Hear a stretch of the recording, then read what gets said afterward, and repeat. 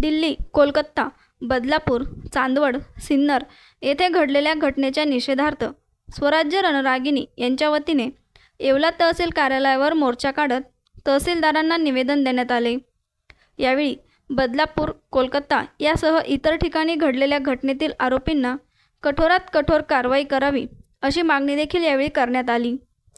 आता जो मोर्चा काढला आहे लेडीजचं संरक्षण कसं भेटलं पाहिजे, 376 अंतर्गत पोक्सो घटना घडता मुलींनी कसं सावध राहिला पाहिजे, मुलं कसं खुश होता, मुलींनी स्प्रे वगैरे शाळेत जाताना हे ठेवलं पाहिजे, म्हणजे मिरची पावडर वगैरे मुली कसं सावध झाले पाहिजे।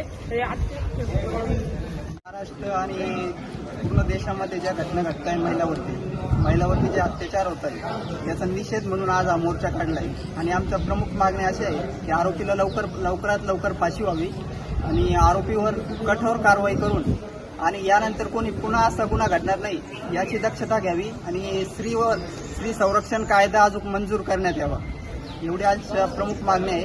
आणि वुमन प्रोटेक्शन ऍक्ट लागू करण्यात यावं यासाठी सरकारने पूर्तता